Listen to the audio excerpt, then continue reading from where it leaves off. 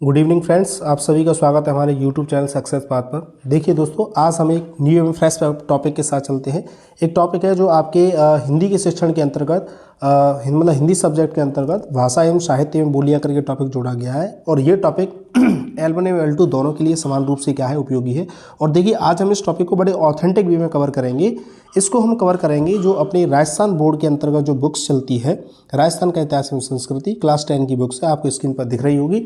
यहाँ से हम इसको क्या करें, कवर करेंगे। क्योंकि मैं आपको बता दूं, क्वेश्चन बनने की जो संभावना मोस्टली होती है वो राजस्थान की क्या है, बुक से ही बनने की संभावना होगी। तो चलो इसको स्टार्ट करते हैं। राजस्थान की भाषाएं बोलियाँ। तो राजस्थानी भाषा से तात्पर्य है राजस्थान के लोगों की मातृभाषा। राजस्थानी भाषा के इतिहास पर दृष्टि डालने से पता चलता है कि विक्रम संवत इतने में उद्योतन सूरी, एक देखिए जो क्वेश्चन है, मतलब एक जो इंपॉर्टेंट नेम है वो क्या है, उद्योतन सूरी। कौन? उद्योतन सूरी के द्वारा लिखित एक पुस्तक है कुवलाय माला। क्या लिखी गई है उनके द्वारा पुस्तक? कुवलाय माला में वर्णित 18 देशी भाषा मरु भाषा को भी सम्मिलित किया गया था। ठीक है, तो यहाँ से क्वेश्चन मिलेगा कुवलाय माला ग्रंथ किसके द्वारा लिखा गया, तो कुवलाय माला ग्रंथ किसके द्वारा लिखा गया, आपका उद्योतन सूरी के द्वारा। इसको आप याद कर लेना। ठीक है, वैसे मैं आपको पूरे टॉपिक को हो जाने के बाद एक समरी दूंगा कहाँ कहाँ से क्वेश्चन बनने की इसमें से संभावना रहेगी। नेक्स्ट देखिए क्या है इसमें सम्मिलित किया गया है। जो पश्चिमी राजस्थान की भाषा थी, राजस्थानी भाषा के लिए राजस्थानी शब्द का प्रयोग। एक क्वेश्चन यहाँ से देखिए आप, राजस्थानी भाषा के लिए राजस्थानी शब्द, कौन सा शब्द? राजस्थानी शब्द का प्रयोग किसने किया था? George Abraham Gierson. George Abraham Gierson ने राजस्थान के लिए जो मतलब राजस्थान की भाषाओं के लिए एक शब्द इस्तेमाल किया था, उसका नाम था राजस्थानी। क्या नाम था? राजस्थानी। 1912 में उन्होंने कहा था। और इनकी ये बुक है लिंग्विस्टिक सर्वे ऑफ इंडिया। मैं आपको बता दूं इनकी जो बुक्स का नाम है वो है लिंग्विस्टिक सर्वे ऑफ इंडिया। देखो आपकी स्क्रीन पर दिख रही होगी, लिंग्विस्टिक सर्वे ऑफ इंडिया में इन्होंने किया था। तो ये क्वेश्चन भी आपके लिए क्या है, याद रखने लायक है। आप इसको बिल्कुल ही याद रख लेना, यहाँ से आपके लिए क्वेश्चन बनेगा George Abraham Gierson and linguistic survey of India. ये पोर्शन बिल्कुल याद रखने लायक है। ठीक है, उसके बाद हम यहाँ से चलते हैं और आगे है लिंग्विस्टिक सर्वे ऑफ इंडिया में किया गया जो प्रदेश के प्रचलित भिन्न भाषाओं के सामूहिक नाम। राजस्थान प्रदेश की भाषा के लिए यही नाम आप प्रचलित हो चुका है। आप कौन देखिए, मारवाड़ी, मेवाड़ी, डूनाड़ी, हाड़ौती वगैरह आपकी क्या है, बोलियाँ एवं क्या है, बोलियाँ है। आगे है राजस्थानी भाषा के विकास एवं उत्पत्ति के बारे में बात करेंगे। राजस्थानी भाषा का विकास कैसे हुआ है और उसकी उत्पत्ति कैसे हुई है। तो देखिए, राजस्थानी भाषा पर 10वीं सदी तक पश्चिमी भारत के क्षेत्रों में बोली जाने वाली अपभ्रंश का अत्यधिक प्रभाव रहा है। कौन सी भाषा का अत्यधिक प्रभाव रहा है? अपभ्रंश भाषा से। हालांकि राजस्थानी का उद्भव लगभग 11वीं से 12वीं ईसा में हुआ था माना जाता है, परंतु 16वीं सदी के बाद राजस्थानी भाषा का विकास एक स्वतंत्र भाषा के रूप में होने लगा। राजस्थानी भाषा के विकास क्रम में यह कहा जाता है कि समस्त भारतीय भाषाओं की जननी वैदिक संस्कृत रही है। जो उसकी उत्पत्ति हुई है वो किसी वैदिक संस्कृत से हुई है। तो देखिए, इसमें जो कंटेंट काम का है उसको हम यहाँ से पढ़ते हैं। कंटेंट काम का यह है, राजस्थानी भाषा, यहाँ से कंटेंट काम का है कि राजस्थानी भाषा के विकास के संबंध में 3 अपभ्रंश भाषा का उल्लेख है तथा प्रत्येक विद्वान अपने मत के अनुसार अपभ्रंश का उल्लेख करता है। जिससे कौन सा अपभ्रंश है? सोरसोनी अपभ्रंश, एक नागर अपभ्रंश और एक मरु गुर्जरी अपभ्रंश का उल्लेख मिलता है। और इसमें जो मरु गुर्जरी अपभ्रंश है ना, इसमें जो मरु गुर्जरी अपभ्रंश का मत अधिक उचित लगता है, क्योंकि मरु गुर्जरी अपभ्रंश से ही मरु भाषा या राजस्थानी तथा गुर्जरी भाषा का क्या हुआ है, डेवलपमेंट हुआ है। तो ये सिंपल सी भाषा है कि यहाँ मतलब कौन सी भाषा से किसका डेवलपमेंट हुआ है। इसको आप डिटेल में जो स्क्रीन है इससे यहाँ से आप पढ़ सकते हैं। मैं आपको काम की बात बता देता हूँ। अब चलते हैं क्षेत्रीय बोलियों के बारे में। डॉक्टर गियर्सन ने राजस्थान की बोलियों के लिए 5 पार्ट्स बनाए कि इन्होंने 5 भागों में डिवाइड कर दिया था, किंतु हम इनको 2 भागों में पढ़ेंगे मोस्टली। किंतु मुख्य रूप से राजस्थान की बोलियों को 2 भागों में बांटा जा सकता है। एक इसका कौन सा भाग है, पश्चिमी भाग है, एक इसका कौन सा भाग है, पूर्वी भाग है। देखिए, एक भाग इसका पश्चिमी है और एक भाग है इसका कौन सा है, आपका पूर्वी भाग है। देखो, राजस्थान की प्रमुख बोलियाँ बताई गई कि राजस्थान की प्रमुख बोलियाँ कौन सी है, और आप केवल इन्हीं को याद रख लेना, यहाँ से क्वेश्चन पूरा का पूरा बन जाएगा। पहली है मारवाड़ी। कौन सी आपकी? मारवाड़ी। मारवाड़ आप सब समझते हो, राजस्थान का जो पश्चिमी एरिया वो मारवाड़ कहलाता है। तो देखो, राजस्थान के इतिहास और भौगोलिक क्षेत्र में मारवाड़ का महत्वपूर्ण स्थान है। मारवाड़ कैसा स्थान है? बिल्कुल महत्वपूर्ण आपका क्या है, स्थान रहा है। मारवाड़ राज्य का भौगोलिक क्षेत्र क्या है? बहुत विस्तृत है। मारवाड़ क्षेत्र है उसका क्या है, भौगोलिक क्षेत्र क्या है बेटा? बहुत विस्तृत है, सबको पता है। और यहाँ की बोली भी क्या कहलाती है? मारवाड़ी कहलाती है। ऑफकोर्स मतलब एक तो मारवाड़ी भाषा आपको याद रखनी है कि एक तो भाषा आपकी कौन सी दे रखी है, मारवाड़ी दे रखी है। मारवाड़ी के बाद देखें कौन सी आपकी जो भाषा दे रखी है, तो मारवाड़ी के बाद भाषा दे रखी है आपकी मेवाड़ी। कौन सी दे रखी है? मेवाड़ी। मेवाड़ आप समझते हो उदयपुर वाले क्षेत्र में मेवाड़ी बोली जाती है। ढूंढाड़ी दे रखी है। और ढूंढाड़ी आपको मतलब आपको बता दूं, ढूंढाड़ अब क्षेत्र अपने जयपुर के आसपास के क्षेत्र को बोला जाता है। तो यहाँ पे आपकी ढूंढाड़ी दे रखी है, आपको यहाँ से कवर कर सकते हो।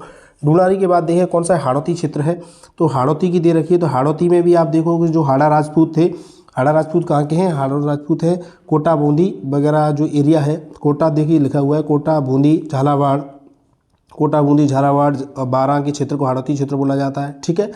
मेवात क्षेत्र किसे बोलते हैं? आप सबको पता होगा, मेवात क्षेत्र अपने भरतपुर वाले क्षेत्र को बोलते हैं, या मेव जाती है अधिक है इसीलिए इसे मेवात क्षेत्र बोलते हैं। और देखिए दोस्तों यदि आपको इसको और डिटेल में पढ़ना हो तो आप क्या करें, जो स्क्रीन चल रही है स्क्रीन से आप क्या करें, इसे डिटेल में आप पढ़ लेना। ठीक है। मैं आपको काम की बात बता देता हूँ कहाँ से आपके क्वेश्चन बनने की संभावना है। तो मेवाती क्षेत्र एक बागड़ी है। बागड़ी किसको बोला जाता है? तो देखो जो साउथ की मतलब राजस्थान का साउथ हम बोलेंगे किसको, डूंगरपुर और बांसवाड़ा वाला एरिया, ये से बागड़ी भाषा बोली जाती है। उसके बाद हम देखें कि मालवी, मालवी कहाँ पर बोली जाती है? तो मालवी के बारे में थोड़ा सा आप तरीके से पढ़ लें मैं आपको, तो मालवी को आपको पढ़ा देता हूँ कि प्राचीन जो मालवा क्षेत्र था, कौन सा? मालवा क्षेत्र जो राजस्थान प्रदेश से बहुत गहरा रिलेशन रहा है, संबंध है, इसीलिए मालवा प्रदेश से जुड़े राजस्थान के क्षेत्रों में मालवी बोली जाती है। इसका बहुत गहरा प्रभाव है, जिसका अंतर करना बहुत अधिक कठिन है, इसीलिए मालवी को राजस्थानी भी बोली स्वीकार किया गया है। देखो राजस्थान का प्रतापगढ़ के क्षेत्र में ये बोली बोली जाती है। कौन सी? देखो प्रतापगढ़ है, और ये मध्य प्रदेश के आसपास का जो एरिया है जैसे रतलाम है, झाबुआ है, देखो इसमें लिख भी रहा है रतलाम झाबुआ क्षेत्र में जो बोली जाती है। एक और जो क्वेश्चन है आपका, जो जिस टॉपिक को मैंने आज पर जोर दिया है वो इसीलिए दिया है कि इसकी दो उपबोलियाँ भी हैं, इसकी दो उपबोलियाँ हैं। एक का नाम है रागड़ी, देखिए एक है रागड़ी और एक कौन सी आपकी निमाड़ी। रागड़ी और निमाड़ी इसकी क्या है? दोनों की दोनों उपबोलियाँ हैं, इसीलिए आप इस वाले टॉपिक को याद रख लेंगे, रागड़ी और निमाड़ी क्या है? दोनों बोलियाँ। आगे चलते हैं, आगे क्या है? शेखावाटी। शेखावाटी से आप सभी जानते हो, शेखावाटी क्षेत्र में सीकर, चूरू, झुंझुनू, हनुमानगढ़ वाला जो एरिया है शेखावाटी क्षेत्र कहलाता है। ठीक है। तो आगे देखते हैं नेक्स्ट, ये पेज तो हो ही गया।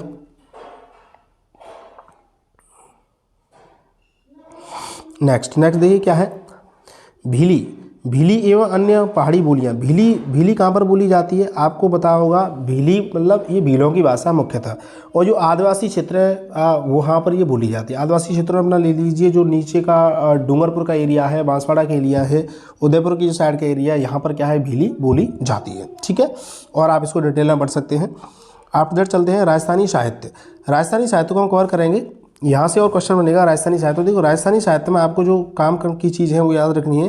पहले ये जो काल है कि कौन कौन से काल में क्या क्या हुआ है, तो देखिए अपने सिंपल सा क्वेश्चन बनेगा कि राजस्थान के साहित्य को कितने हम कालों में डिवाइड कर सकते हैं। तो राजस्थान के साहित्य कालों को हम 4 में डिवाइड कर सकते हैं। 4 में क्या है? सबसे प्राचीन, फिर मध्य, पूर्व मध्य, फिर उत्तर मध्य और आधुनिक। ठीक है। और इनके नाम भी डिफरेंट हो गए बाद में, मतलब इनका नाम बदल दिया था कि प्राचीन काल में वीरगाथा काल बोला जाता है, भक्ति काल को जो पूर्व मध्य काल है उसको भक्ति काल बोला जाता है, उत्तर मध्य काल है उसको श्रृंगार रीति परक बोला जाता है। अब देखो ये याद नहीं हो तब भी आपको कोई दिक्कत नहीं, यहाँ से कोई क्वेश्चन नहीं है, मेरे अकॉर्डिंग तो कोई क्वेश्चन है नहीं। हो सके तो प्राचीन काल का इतिहास समझ लेना, 1050 से स्टार्ट हो जाता है, और अद्यतन का है 1850 या 1857 से क्या हो रहता है, ये स्टार्ट रहता है। उसके बाद हम चलते हैं प्राचीन वीरगाथा काल को हम पढ़ते हैं। तो प्राचीन वीरगाथा काल में जो काम की चीज़ है वो ये है, मैं आपको बता दूं कि वीर गाथाएँ थी यहाँ पर, मतलब वीरों की गाथाओं को बताया जाता था, कौन से वीर की क्या गाथा है। तो यहाँ जो मेन है वो एक जो गाथा है वो है श्रीधर की है। किसकी है? श्रीधर मिश्र की ये गाथा है, श्रीधर व्यास की। श्रीधर व्यास ने कौन सी है? रणमल छंद। अब देखो आप क्या है कि पूरी किताब है राजस्थान की सारी, उनको तो याद रख नहीं सकते, तो क्या है कि आप ये देखिए कि हमारे 10th बोर्ड की बुक्स के अंदर किन किन को हाईलाइट किया गया, आप उनको केवल यहाँ से पढ़ लें। ठीक है। तो आप याद रखें कि उस टाइम पर एक कौन सा था? श्रीधर व्यास करके एक जो लेखक था, उसने रणमल छंद लिखी थी। आगे देखें, आगे क्या है? पूर्व मध्यकाल में देखें तो पूर्व मध्यकाल में भी राजस्थान के इतिहास में संघर्ष का लंबा इतिहास रहा है। इन युद्धों ने धर्म संस्कृति को व्यापक रूप से प्रभावित किया था। संघर्षों के आधार के रूप में साम्राज्य विस्तार के साथ साथ धर्म प्रचार की भी प्रवृत्ति यहाँ पर देखी जाती है। उसके बाद आगे चलते हैं, उसके बाद आगे देखिए क्या है? कलम से, देखो इन्होंने क्या किया था, कलम से समाज में सभी प्रकार के भेदभाव को मिटाते हुए सत समाज की क्या की थी? कल्पना को मूर्त रूप इन्होंने प्रदान किया था। तो ऐसा यहाँ के लोगों ने बिल्कुल यहाँ पर किया था। इसी काल में विभिन्न संतों के द्वारा प्रवर्त संप्रदाय ने लोक में गहरी पैठ इन्होंने बना ली थी। तो उस टाइम पर जो संत प्रथा थी वो भी काफ़ी सारी प्रचलित थी। अब देखिए हमें कवर करना है कि कौन सा साहित्य का क्वेश्चन पूछा जाएगा। तो देखिए एक क्वेश्चन है बनेगा, यहाँ से मैं आपको बता दूं, जैसे क्वेश्चन बनेगा आपका जैसे कि पृथ्वीराज राठौर था। तो पृथ्वीराज राठौर ने एक बुक लिखी थी, उसका नाम था बेली किशन रुक्मणीरी। क्या? बेली किशन रुक्मणीरी। अब आपको ये वाली बुक से याद होनी चाहिए कि बेली किशन रुक्मणीरी किसने लिखी है। तो बेली किशन रुक्मणीरी लिखी है किसने? ये लिखी है पृथ्वीराज राठौर ने। तो आप याद कर लेना। एक है माधव दास ददबड़िया ने लिखी है रामरासो। एक जो बुक्स आपको याद रखनी है वो होगी माधव दास ददबड़िया की रामरासो। ठीक है। वैसे मैंने इसके लिए जो लास्ट का पेज है उसके लिए मैंने समरी बना के दे दी है कि इसमें से हमको क्या क्या याद रखना है। बट लेकिन फिर भी आप अंडरस्टैंडिंग के लिए 10 से 15 मिनट निकालें और इस वीडियो को देखें, या आप स्क्रॉल करके आप किस तरीके से पढ़ सकते हैं इसको। ठीक है ना, जिससे क्या है कि आपकी अंडरस्टैंडिंग बेहतर हो जाए। क्योंकि मेरा टारगेट ये है कि आप जानकारी लें तो एक बड़ी प्रॉपर जानकारी लें, ऑथेंटिक जानकारी लें। फालतू की एक मोटी किताब पढ़ोगे वहाँ से क्वेश्चन बनेगा नहीं, तो उससे कोई फ़ायदा नहीं है। आगे देखिए, आगे क्या है, आगे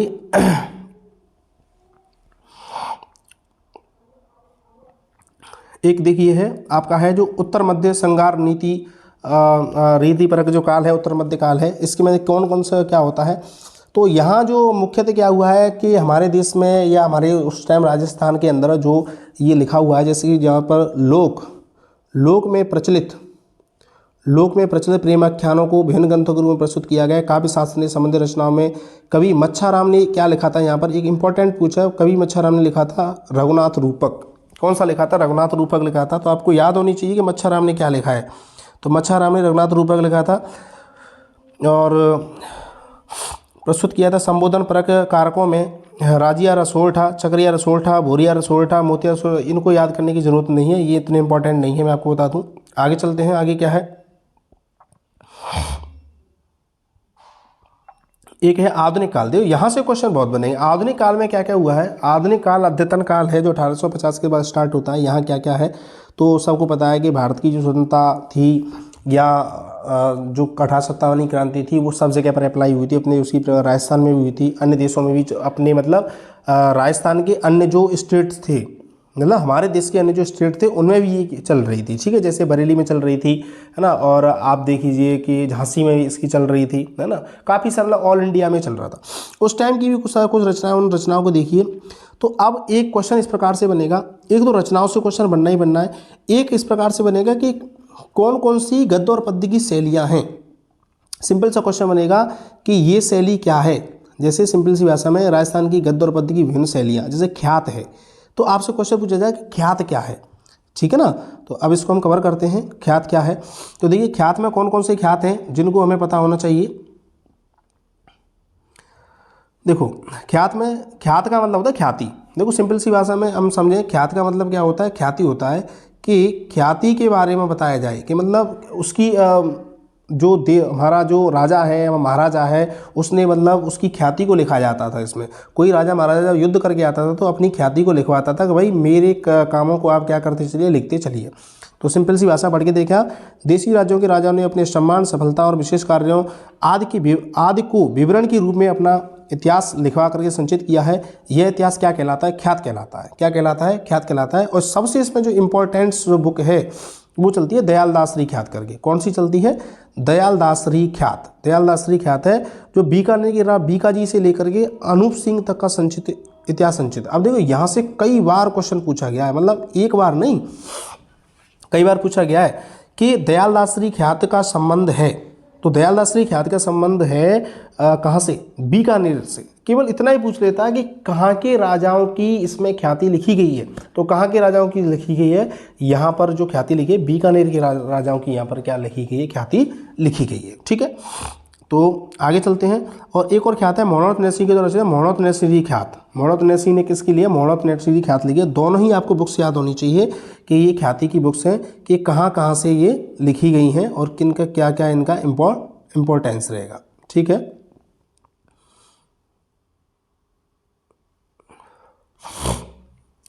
आगे चलते हैं नेक्स्ट पेज पर। देखिए अब देखिए हमने ख्यात देख लिया, ख्यात के बाद देखिए एक क्या बचने का करके है, क्या है बचने का। अब देखो जैसे ही आप पढ़ते जाओगे एक एक एक एक करके वहाँ पे क्वेश्चन आपको मिलेगा। जैसे बचने का मतलब क्या होता है कि बचने का मतलब होता है कि संस्कृत के वचन से लिया गया है। किससे लिया गया है बेटा, ये संस्कृत के वचन से लिया गया है और ये काव्य विधा के रूप में होता है। किसके रूप में, काव्य विधा के रूप में साहित्य में प्रचलित हुआ है। बचने का एक ऐसी तुकांत पद रचना है जिसमें अत्यानुप्रास मिलता है। कौन सा अनुप्रास मिलता है, अत्यानुप्रास। देखो इसे भी याद करने की जरूरत नहीं है, इसमें अपने मेन फंक्शन पे जाएं हम। अब क्या टाइम कम रह गया है, बहुत ज़्यादा अंडरस्टैंडिंग वैसे तो आ जाएगी कम समय, तब भी अंडरस्टैंडिंग तो ला दें, बस अंडरस्टैंडिंग से कुछ होने वाला नहीं है। अब क्या है, केवल और केवल पिन टू पॉइंट समझे कि मतलब आंसर कहाँ से, क्वेश्चन कहाँ से। तो शिवदास गांगड़ ने एक लिखी है, शिवदास गांगड़ ने एक बुक्स लिखी है, उसका नाम है अचलदास खींचीरी बचन का। क्या नाम लिखा है, शिवदास गांगड़ ने लिखी है अचलदास खींचीरी बचन का। इसको आप बिल्कुल याद रख लें। कई बार पूछा है कि अचलदास खींचीरी बचन का किसकी पुस्तक है, तो किसकी है, शिवदास गार्डन की है, ठीक है। तथा खिड़िया जग्गा राठौड़ मध्य दोस्ती बचन का, ये इतनी इंपॉर्टेंट नहीं, इसको ना आप भले नहीं पढ़ना, इसको आप याद कर लेना। आप बिल्कुल ही आपको पक्की याद कर लेनी है, ठीक है। उसके बाद आगे चलते हैं, उसके बाद दवादेत। दवादेत क्या चीज़ होती है। अब देखो बचने का हो गया। अब देखो क्वेश्चन पूछा जाएगा दवादेत है, तो वहाँ पे क्वेश्चन आएगा दवादेत क्या है। तो दवादेश राजस्थान का क्या है। अभी देखो जैसे मैंने उनको बताया था, ये राजस्थान के अंदर जैसे हम किसको पढ़ रहे हैं, राजस्थान की एक गद्य पद्य की शैली है दवादेत, है ना। अब बच्चा ये कहेगा कि यार दवादेत क्वेश्चन पूछा गया, तो दवादेत को हमें ऐसे कवर करना है कि दवादेत होती क्या है। तो देखो दवादेत कलात्मक गद्य का एक अन्य रूप है जो बचने का काव्य की तरह ही होती है, ठीक है। ये राजस्थानी में लिखी हुई होती है, किंतु दवादेत उर्दू एवं फारसी में होती है। मेन जो इसमें बात है कि जो दवादेत होती तो उसकी है, लेकिन किसकी तरह होती है, उर्दू एवं फारसी में है।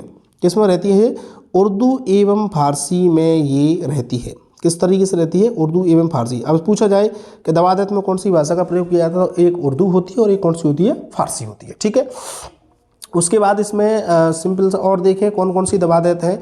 तो देखो अख माल देवड़ारी दवादेत है और जवान सिंगरी दवादेत है। यहाँ से क्वेश्चन आपको नहीं मिलेगा, आपको सिंपल सा बताइए दवादेत क्या है, इतना आपको पता हो तब भी आपका काम चल जाएगा। उसके बाद आगे चलते हैं, बात का मतलब क्या होता है। देखो बात का मतलब सिंपल सी भाषा में बात कहना, इसको समझ लें, एक बार पढ़ ही लेते हैं क्या है इसमें बात में, कि कहानी की तरह बात करने, क्या करना है, कहानी की तरह बात कहने और सुनने की विशेष विधा है। कथा कहने वाला कथा कहता चलता है और सुनने वाला क्या कहा, हुंकारा बोलता है। जैसे हम बोलते हैं ना, कहानी बोलते हैं कि हाँ साहब आगे बताओ, हाँ साहब ठीक है, समझ में आ रहा है कि हाँ आगे, तो ये क्या है, बात कहलाता है, ठीक है। देखो बीच बीच में हाँ के शब्दों का प्रयोग उसके कथाकार को लगे कि श्रोता उसमें रुचि ले, वो क्या कहला, बात कहता है। तो आपको देखो एक दो बात आपको याद रखनी है। कौन कौन सी बात आपको याद रखनी है, तो देखिए यहाँ जो क्वेश्चन बनेगा आपको यहाँ से बनेगा कि एक है खींचीरी अचलदास खींचीरी बात, कानड़ देव के द्वारा लिखी गई है ना। अचलदास खींचीरी बचनिका करके है, मैं आपको बता दूंगा, ये आपकी क्या है, प्रमुख बुक्स है, ठीक है। उसके बाद देखिए और यहाँ से क्या क्वेश्चन बनने की संभावना है, ये कहेगा जमाल। सिंपल सा क्वेश्चन पूछा है, जमाल क्या है, क्या पूछा जाएगा सिंपल सा क्वेश्चन कि जमाल क्या है, झूलना क्या है। अब देखो ये एक शब्द नए हैं, मैं कह रहा हूँ कि जो भी मोस्टली जो गाइड पढ़ते हैं उनमें ये शब्द आपके नहीं है, जमाल और झुमड़ा, लेकिन क्वेश्चन आपको यहाँ से मिलेगा। जैसे जमाल क्या है, तो जमाल के बारे में हम देखें, जमाल क्या है, तो जमाल के बारे में ये है कि जमाल राजस्थानी काव्य का मातृक छंद है। पहले दोहा फिर पांचवें चरण में दोहे के अंत। देखो मतलब बात यह है कि ये भी एक राजस्थान में जो अपनी जो राजस्थानी भाषा है उससे रिलेटेड इसमें सिस्टम है। और झूलना क्या है, झूलना भी एक इसी तरीके का मातृक छंद ही है। उसके बाद आगे चले पर्ची में क्या होता है, पर्ची में क्या है, जितनी हमारे संत महात्मा हैं उनका मतलब इसमें वो लिखा हुआ है कंट्रीब्यूशन। जैसे इसको आप पढ़ के देखें कि संत महात्माओं का जीवन परिचय राजस्थानी में पदबंध किया गया है, इसमें पर्ची कहा जाता है। जैसे संत नामदेव की पर्ची, कबीर की पर्ची, रैदास की पर्ची, आज इनकी क्या है बेटा, इसमें पर्चियाँ दी गई हैं, ठीक है।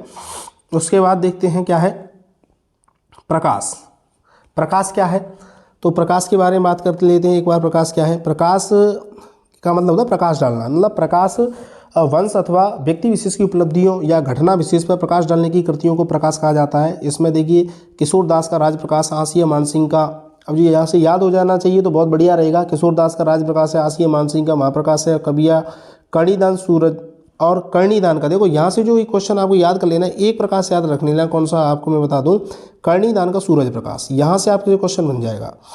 ठीक है, तो कर्णीदान का सूरज प्रकाश है। उसके बाद आगे चलते हैं, मरस्या। मरस्या किसे कहते हैं? मरस्या का मतलब होता है कोई भी व्यक्ति मर गया, जब मर जाता है तो उसका शोक व्यक्त करने के लिए एक काव्य की रचना होती है, तो मरस्या कहलाता है। ठीक है, आप इसको पढ़ के देख सकते हैं कि उसकी मरस्या क्या है। उसका नेक्स्ट पेज में क्या है, रासो। रासो क्या है? देखिए, मोतीराम मांडलिया के अनुसार जिस काव्य ग्रंथ में किसी राज्य की कीर्ति, विजय, युद्ध, वीरता आदि का सृजन मिलता है। अब देखो सिंपल सी भाषा में क्वेश्चन क्या बन जाएगा आपको मैं बता दूं। क्वेश्चन कभी हर बार फैक्चुअल नहीं बनता, मैं आपको बता दूं। आप ये कहो कि सर ज़्यादा से ज़्यादा फैक्ट होने चाहिए, तो देखो फैक्चुअल नहीं बनता, हर बार फैक्चुअल नहीं बनता। कई बार अंडरस्टैंडिंग बेस्ड भी बन जाता है कि रासो क्या है, रासो में क्या मिलता है। अब जो क्वेश्चन लिखा मिलेगा कि जिस ग्रंथ में किसी राजा की कीर्ति, विजय, युद्ध, वीरता आदि का वर्णन मिले उसे क्या कहा जाता है। ऑप्शन में रासो, बात, रूपक, जमाल, ऐसे करके क्वेश्चन मिलेगा। अब जिस विद्यार्थी थोड़ी सी अंडरस्टैंडिंग से पढ़ा है तब तो क्वेश्चन होकर आएगा, नहीं तो क्या यार ये कहाँ का क्वेश्चन पूछ लिया ऐसे, कोई किसी को मतलब क्या पूछनी चाहिए थी, इसमें कुछ ना कुछ कविता वो पूछनी चाहिए थी इसकी रचना, लेकिन वो रचना ना पूछ करके बेसिक सा क्वेश्चन उठा लिया है कि आप इस बात को भी जानते हो क्या। ठीक है ना, तो देखो कई एक क्वेश्चन है चंद्रबरदाई का पृथ्वीराज रासो। सबसे ज़्यादा क्वेश्चन जो पूछा गया वो ये पूछा गया कि पृथ्वीराज रासो किसकी रचना है, तो पृथ्वीराज रासो चंद्रबरदाई की रचना है। और नरपति लाल का बीसल देव रासो, और नरपति लाल ने कौन सी लिखी है, बीसल देव रासो। नरपति लाल ने लिखी बीसल देव रासो, और गिरधर आसिया की सगत रासो, और दौलत सिंह का खुमार रासो। इनको आप याद रख लेना, यहीं से क्वेश्चन पूछने की संभावना है। देखो गिरधर आसिया कई बार क्वेश्चन पूछ लिया है, और खुमान रासो से भी क्वेश्चन पूछ लिया है, और कुंभकर्ण का रतन रासो, और जोधराज का हमीर रासो। हमीर रासो पर भी क्वेश्चन पूछा गया है, तो जोधराज का क्या, हमीर रासो। मतलब ये वो फैक्ट हैं, इनको आप याद रखेंगे तो आप की जो एक कहते हैं ना स्ट्रेटेजी क्या होती है, ये आपकी स्ट्रेटेजी बिल्कुल आरपीएससी से रिलेटेड है। अब देखो बीएसईआर तो इस परीक्षा को कराई रही है, और ये बीएसईआर ही की बुक है। अब सिंपल सी बात है, बीएसईआर कहाँ से क्वेश्चन पूछेगा, अपनी बीएसईआर की बोर्ड में की क्वेश्चन से पूछेगा, कहीं बाहर से क्वेश्चन तो पूछेगा नहीं। तो सिंपल सा अंडरस्टैंडिंग है, यहाँ से क्वेश्चन आपके लिए बनेगा।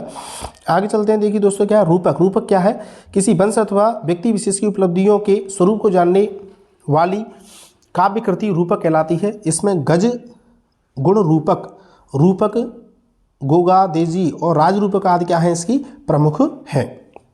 ठीक है, अब विगत। विगत भी एक रचना का प्रकार है। विगत में देखो क्या होता है, विगत किसी विषय का विस्तृत वर्णन, विगत से किसी विषय का विस्तृत वर्णन प्राप्त होता है। इसमें इतिहास की दृष्टि से शासक, उसके परिवार, शासक उसके परिवार, राज्य के क्षेत्र प्रमुख अथवा उसके राजनीतिक व्यक्तियों क्या करता है, वर्णन करता है। अब देखो मुर्नौत नैडसी था, मुर्नौत नैडसी ने एक लिखी थी, उसने लिखा था मारवाड़ परगनानी विगत। आपने सब सुना होगा, देखो इसमें है भी देविद रखा है कि मारवाड़ परवनारी विगत की जो रचना है वो किसने लिखी है, मुर्नौत नैडसी ने। तो ये क्वेश्चन बन गया। अब देखो यहाँ से दो चीज़ें कवर हो गई, क्वेश्चन भी मिल गया और विगत के बारे में भी पता चल गया। ठीक है, इस विगत में क्या है, प्रत्येक परगने की आबादी, उसकी रेख, उसकी भूमि किस्म, फसल का हाल, सिंचाई के साधन आदि के बारे में क्या मिलती है, जानकारी मिलती है। उसके बाद बेली। बेली क्या चीज़ है, देखियो बेली ग्रंथ बेली छंद में लिखे हुए हैं।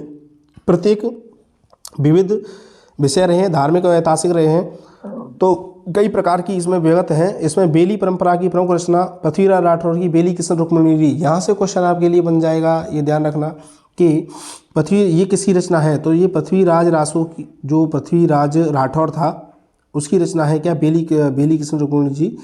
तो ये रहा बेली किशन रुक्मिणी। आपको पता होगा पृथ्वीराज राठौर का था। पृथ्वीराज राठौर एक जो बीकानेर के राजा थे, उनका एक भाई था। ठीक है ना, वो बहुत ही विद्वान था, और जो शायद मेरे अनुसार वो अकबर के दरबार में रहता था। मेरे माइंड में कुछ ऐसा आ रहा है, वो अकबर के दरबार में रहता था। अकबर के नवरत्नों में उसका क्या था, नाम था। ठीक है, और उसके बाद क्या है आगे देख लेते हैं। आगे क्या है, साखी।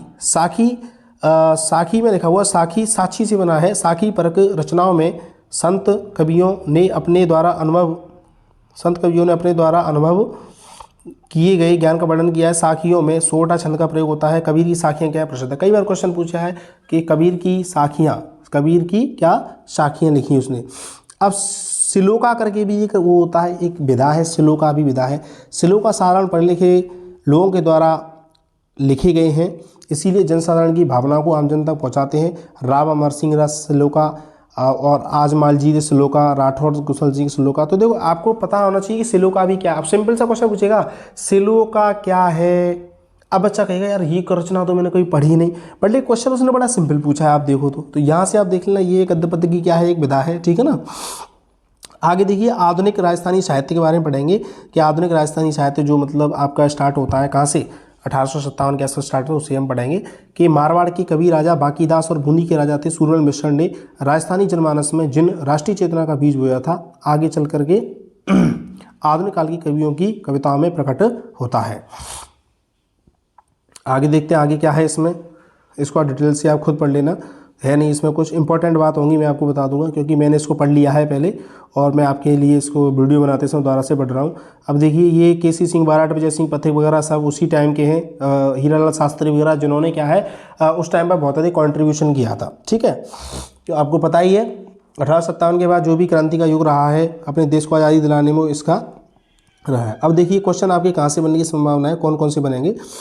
अब देखो राजस्थानी, एक सेकंड, राजस्थानी के अनेक कवियों ने जन जन तक अपनी बात पहुंचाने के लिए कवि सम्मेलनों को माध्यम बनाया था। एक समय था जब राजस्थानी कवि था मेघराज मुकुल, क्या नाम था भैया उसका नाम, मेघराज मुकुल। मेघराज मुकुल की सेनानी, देखो मेघराज मुकुल ने एक कविता लिखी है, उसका नाम क्या था, सेनानी था। क्या था बेटा, सेनानी उसकी कविता थी, इसको लिखना मेघराज मुकुल। बहुत खतरनाक ये वो था, कवि था मेघराज मुकुल, सेनानी इसने लिखी थी। कवि सम्मेलनों की सर्वसाधारण लोकप्रियता कविताओं में मानी जाती है। एक उस टाइम के सत्यप्रकाश जोशी थे। सत्यप्रकाश जोशी ने अपने मौलिक और पारंपरिक सोच के साथ अलग स्थान रखते हैं। 1960 में प्रकाशित उनकी काव्य कृति राधा।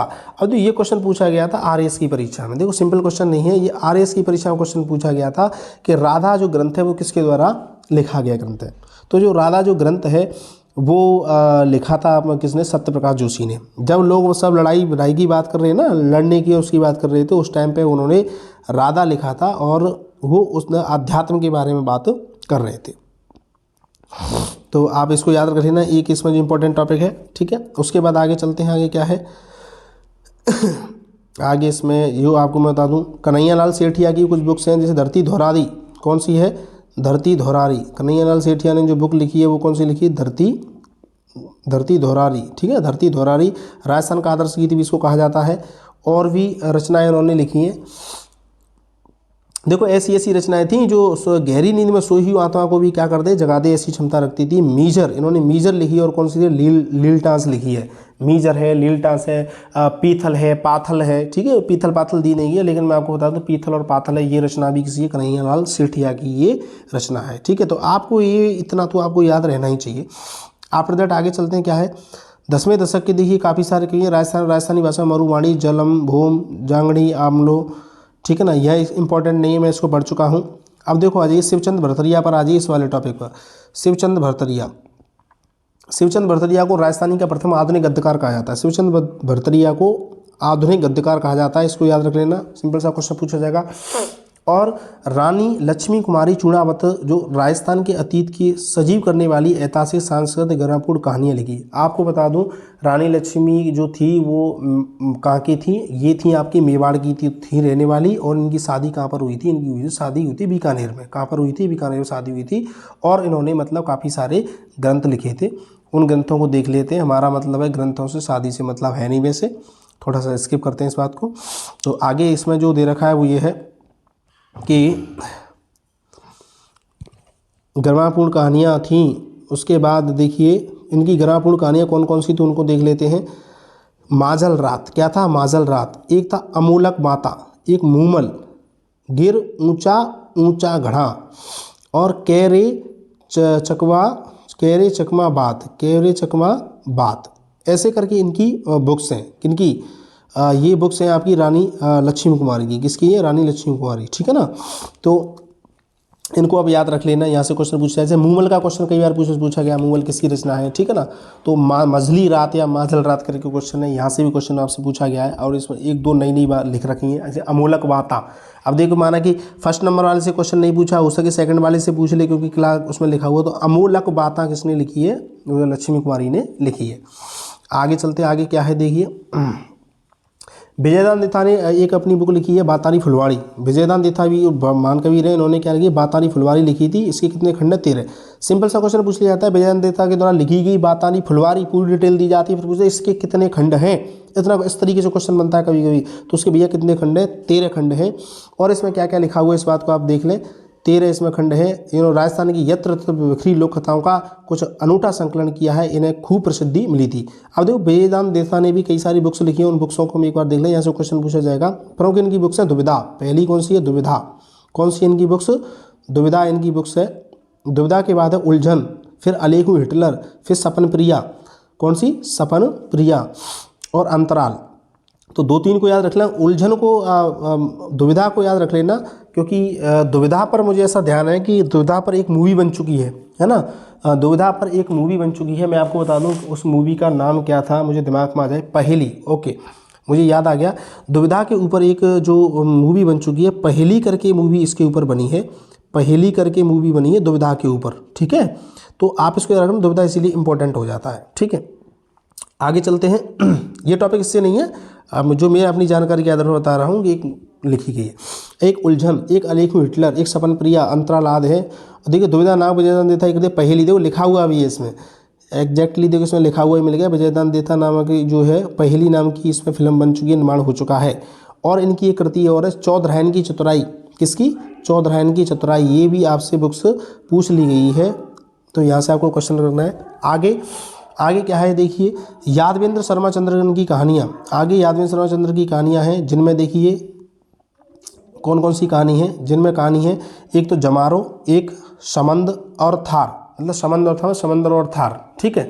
संग्रह है इनके कुछ उपन्यास हैं। हूँ गोरी की किरण पीवरी, मतलब मैं गोरी किरण पीवरी, और जोग संजोग और चंदा सेठानी, ऐसे करके इनकी बुक्स हैं। यादवेंद्र शर्मा चंद्र ये आधुनिक समय के मतलब अच्छे लेखक हैं, इनको आप याद रखें। यहाँ से क्वेश्चन आपसे पूछा जाएगा, क्योंकि प्राचीन तो आप पूछता ही है, लेकिन आपके वर्तमान लोगों से पूछता है कि वर्तमान के बारे में क्या जानते हो। आगे देखिए क्या लिखा हुआ है। इसी प्रकार नथमल जोशी के कहानी संग्रह, इसी प्रकार नथमल जोशी के कहानी संग्रह है परयोणी कुमारी। कौन है? नथमल जोशी के कहानी एक संग्रह है, कौन सा? परयोणी कुमारी उपन्यास है। एक आहा पटकी है, एक धोरारी धोरी है, एक बींडी दो बीन।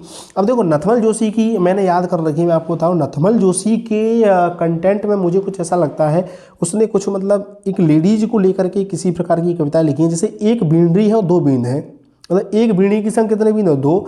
और अब देखो इनको धोरारी धोरी मत पढ़ो, इसको पढ़ो धोरारी छोरी, है ना। तो छोरी का रिलेशन भी मतलब वही चीज़ हो गया। नथमल जोशी इसके बारे में बात करें। अच्छा, आभा पटकी। आभा पटकी मतलब अच्छी आभा किस पर होती है? अच्छी चमक वगैरह किस पर होती है? लड़कियों पर होती है। लड़कों पर तो कहाँ है चमक? कितना भी आप लगा लो, उससे हो क्या रहा है? तुम क्रीम पाउडर तुम तो बिगाड़ रहे हो, उससे हो क्या रहा है? जो भी चमक है वो तो लड़कियों की हो रही है। और देखिए एक एक कुंवारी। अब देखो कुंवारी भी क्या होती है? लड़की होती है। तो देखिए इस प्रकार से चारों याद हो जाएंगे। देखियो कुंवारी ये रचना भी किसकी है? लड़की की लेकर के। आभा पटके ये रचना भी किसकी है? मतलब आभा किस पर है? लड़कियों पर है। धोरारी धोरी की जगह से बढ़िया धोरारी छोरी। और एक क्या है? एक बींडी दो बीण, एक बींडी के संग दो बीन, ऐसा जो कहा गया है जो है वो किसके द्वारा है? वो किसके द्वारा है? नथमल जोशी, ठीक है। किसके द्वारा है? वो नथमल जोशी के द्वारा ऐसा बताया गया है। आगे चलते हैं। आगे कौन कौन सी हैं? प्रसिद्ध कहानियों में डॉक्टर नरसिंह राज पुरोहित की है और अन्ना राम की है। ये कोई ज़्यादा इंपॉर्टेंट नहीं है। आगे चलते हैं। आगे क्या है? हाँ देखिए आपकी यूनिट कंप्लीट होने वाली, इसमें और क्या क्या दिया गया है। और ये है उदयपुर के, ये नए नए लेखक हैं, इनको आप पढ़ लेना। अब वैसे एक और क्वेश्चन यहाँ से देखो बनेगा, इस डिटेल में दिया गया है और बताया गया। देखिए राजस्थानी साहित्य अकादमी की पत्रिका मधुमती, राजस्थानी साहित्य अकादमी है जो आपका, पहले तो आपको ये बताना है राजस्थानी साहित्य अकादमी कहाँ पर है, ठीक है ना।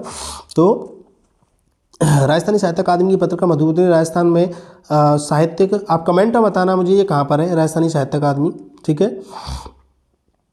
राजस्थानी भाषा की, देखिए सुनिए, राजस्थानी साहित्य अकादमी की पत्रिका मधुमती ने राजस्थान में साहित्यिक वातावरण बनाने में योगदान दिया है। राजस्थानी भाषा की पत्रिकाओं में मधुमती के नाम से प्रकाशित होती है। राजस्थानी भाषा की पत्रिकाओं राजस्थानी भाषा साहित्य एवं संस्कृति अकादमी बीकानेर।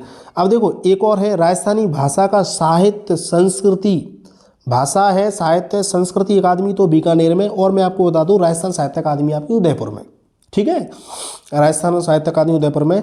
एक और क्वेश्चन बनेगा किस प्रकार से, थोड़ा सा मैं इसको पढ़ देता हूँ, उसके बाद बताऊंगा। राजस्थानी भाषा की पत्रिकाओं में है और बीकानेर में। इसके अतिरिक्त सत्र प्रकाश जोशी, हरावल, किशोर, कल्पना और ल्यू, इसको कोई ज़्यादा इंपॉर्टेंट नहीं है। उपयुक्त रचनाएं समृद्ध राजस्थानी साहित्य का संक्षिप्त परिचय भर है। सच्चाई है कि राजस्थानी साहित्य का भंडार इतना विपुल है कि गौरव संपूर्ण वर्णन एक सीमा में क्या है संबद्ध नहीं है। अब देखो सिंपल सा क्वेश्चन पूछा गया है कि बातानी फुलवारी किसकी रचना है, ऐसा क्वेश्चन है। तो बातानी फुलवारी किसकी थी बताओ। लक्ष्मी कुमारी की थी, या बलिदान तीर्थ है, श्रीलाल या मालचंद तिवारी। आप कंटेंट को देख करके बताना, मैं आपके लिए इसको छोड़ रहा हूँ कि ये किसकी कविता थी। क्या पूछी गई है, बातानी फुलवारी। बातानी फुलवारी विजयदान देथा की थी मेरे अनुसार। बातानी फुलवारी है जो विजयदान देथा की, बिल्कुल सही है, विजयदान देथा की है। और देखिए ये क्वेश्चन पूछ लिया गया है, इस तरह ये क्वेश्चन भी आया है आपसे कि जिस काव्य ग्रंथ में किसी राजा की कीर्ति, विजय, युद्ध वगैरह आदि होते हैं उसको क्या बोला जाता है। अभी हमने पढ़ा था इसको क्या बोला जाता है, मैंने आपको हाईलाइटेड भी किया था इस बात को, ठीक है ना। तो आप इसको कंटेंट को एक बार और देख लें अच्छे से। आगे चलते हैं, आगे इसमें क्या, आगे कुछ नहीं, देखिए आगे पूरा पार्ट फिनिश हो चुका है, इसमें उसमें कुछ भी नहीं है। तो इस पार्ट के अंदर जो भी रचना आई है उसका मैं क्या कर रहा हूँ, इसके अंदर एक और प्लस कर रहा हूँ जो इसमें जो दिया गया है, ठीक है ना। मतलब मैंने उसको इतने पेजों को मैंने कवर कर दिया है, 2 पेजों के, मैंने 2 पेजों में इनको कवर कर दिया, एक पेज रहा। अभी मैं इस वीडियो में इसको प्लस कर दूंगा, ठीक है। तो दोस्तों आप इस टॉपिक को यहाँ से आप देखें। देखिए दोस्तों, जो आपने अभी पढ़ा है उसकी मैंने समरी बना दी है कि आपके में क्या क्या इंपॉर्टेंट दे रखा है। तो देखिए एक पहला ही आपके लिए जो है इंपॉर्टेंट बात मैंने आपके लिए हाईलाइट कर दी है कि आपको द्योतन सूरी का कुमलाय माला करके याद करना है, ठीक है। द्योतन सूरी का कुमलाय माला वाला याद करना है। उसके बाद है राजस्थानी शब्द राजस्थान की भाषा के लिए जो जॉर्ज ग्रियर्सन ने इसमें क्या किया है, काम किया है। तो जॉर्ज ग्रियर्सन का आप याद रखना कि जॉर्ज ग्रियर्सन ने, देखो जैसे ही भाषा आती है, भाषा से रिलेटेड कोई पुस्तक पूछी जाती है तो वो किसने लिखी है, या तो जॉर्ज ग्रियर्सन ने लिखी थी। लिंग्विस्टिक सर्वे ऑफ इंडिया 1912 में लिखी गई थी, ठीक है। इन्होंने कहा गया था आपसे कि 5 भागों में बांटा है, लेकिन वहाँ आपको कितने भाग पढ़ाए गए थे, 2। तो मैंने आपको 5वां भाग बता देता हूँ। ये उनके 5 भाग हैं, ये यहाँ से क्या है 5 भाग, इस प्रकार से इनके 5 भाग बनते हैं। उसके बाद देखिए मालवी, ये इंपॉर्टेंट है। मालवी को 2 भागों में डिवाइड किया गया है, कौन कौन सी है, मालवी और निमाड़ी, ठीक है ना, या भीली या आदिवासियों की, और भीली को आदिवासियों की बोली बोला जाता है। उसके बाद हम इस पर नेक्स्ट पर देखते हैं, नेक्स्ट क्या है, एक सेकंड, नेक्स्ट पेज पर हम चलते हैं। देखिए दोस्तों नेक्स्ट पेज ये है समरियों में मैंने आपको बता दिया है कि प्राचीन काल में जो लेखक है वो कौन से, श्रीधर व्यास और नटमल छंद और पृथ्वीराज राठौर थी, उनकी बेली किस्सा रुक्मिणी दी, माधवदास दत्तवाड़िया की रामरासो। आप इसका स्क्रीनशॉट ले लें और यहाँ से आप इसको क्या कर लें, पढ़ लें, यहाँ से क्वेश्चन आपके लिए मिलेगा, ठीक है। तो यहाँ से जो क्वेश्चन है वो इस प्रकार का क्वेश्चन है कि जैसे मोतीलाल मानेरिया को इस काल का क्या है, क्या कहा जाता है, यहाँ पर बताया गया आपको स्वर्णियो कहा जाता है। और यादवेंद्र शर्मा चंद्र की जमारो संबंध वगैरह जो भी है, मतलब हुंगोड़ी पीबरी, ऐसे जो सारे जो मैटर है मैंने आपके लिए यहाँ पर आपके लिए दे दिया है, जिससे आपको क्या है कोई समस्या नहीं होगी इसको समझने में, आप इसको आसानी से समझ पाएंगे। उसके बाद मेघराज मुकुल ने सेनानी लिखी है, सत्यप्रकाश जोशी ने राधा लिखी, कन्हैयालाल सेठिया ने मीजल, लीलटस, पातल पीतल, धरती दोरारी, शिवचंद भरतरिया ने लिखी कनक सुंदर, ठीक है ना, शिवचंद भरतरिया।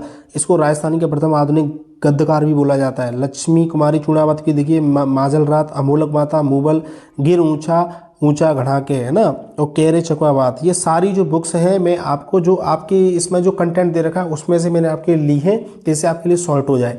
यदि आप वीडियो को देख लेते हो उसके बाद आपको कंटेंट चाहिए तो इन 2 का स्क्रीनशॉट ले लेना और सारा आपका काम हो जाएगा, इनको आप याद करते रहना।